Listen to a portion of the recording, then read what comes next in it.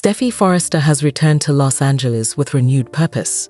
Haunted by Sheila's lingering presence and her insincere claims of turning over a new leaf, Steffy is resolute.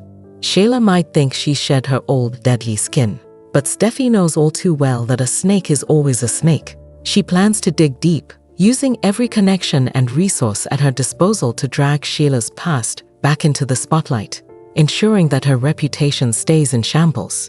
Steffy orchestrates a series of subtle attacks, planting seeds of Sheila's past deeds in the minds of unsuspecting acquaintances and family members. Old gossip resurfaces and ominous whispers float through Los Angeles about Sheila's 9 toes of terror days. Steffy is certain her plan is foolproof, but as the saying goes, pride comes before the fall. Meanwhile, Sheila senses something's amiss. The whispers have grown louder, and old acquaintances she hasn't seen in years seem to pop up wherever she goes. At first, she dismisses it, attributing the encounters to coincidence, but it quickly becomes evident that someone is deliberately stirring the pot. When Sheila crosses paths with a former associate who smugly reminds her of her past deeds, her calm exterior begins to fracture. In a tense exchange, her old instincts come flooding back, and it takes every ounce of restraint for her not to lash out. But the smirk on her acquaintance's face, coupled with the unmistakable feeling of being manipulated, sets off alarm bells. Steffy may think she's clever, but Sheila isn't someone to be played with. For the first time in years, Sheila's dangerous instincts resurface, stirring like a beast awakening from a long slumber. And as her suspicions turn towards Steffy, her anger smolders into a simmering rage. Determined to protect her reformed image, Sheila begins to spiral. She confronts Steffy, demanding answers, but Steffy's words drip with condescension as she pushes Sheila to the edge. "Some things never change, Sheila," Steffy sneers, "and neither do you." The words strike a nerve, and the restraint Sheila has built up begins to crumble. Memories of her violent past flood her mind, and the familiar need for control returns with a vengeance. Steffy's words echo in her ears as she walks away, the taunt replaying in her mind.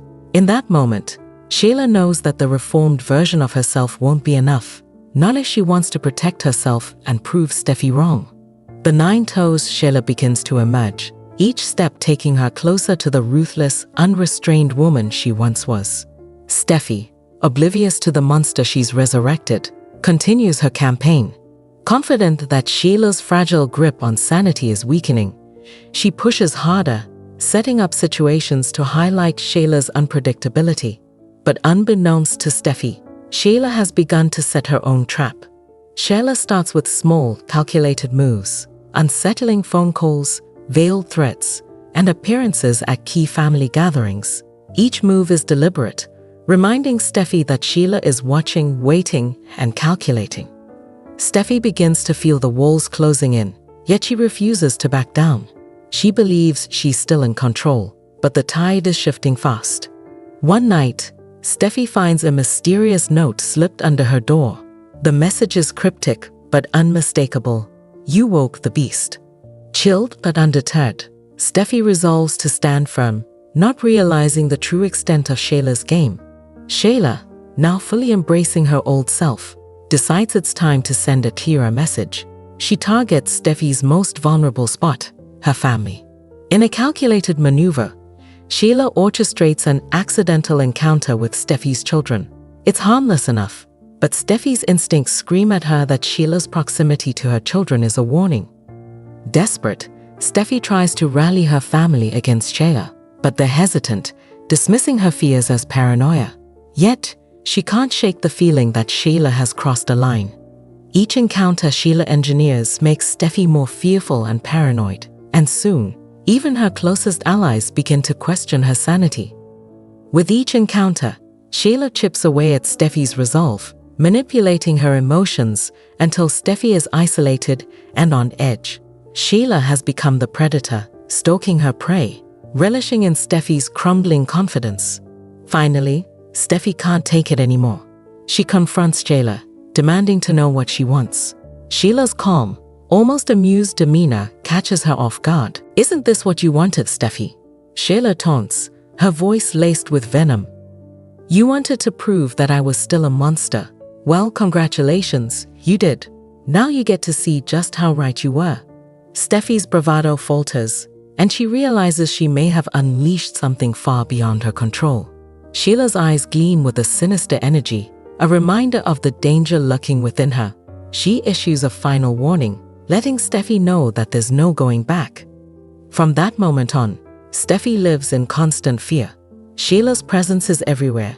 She seems to anticipate Steffy's every move, planting seeds of doubt and fear that haunt her at every step.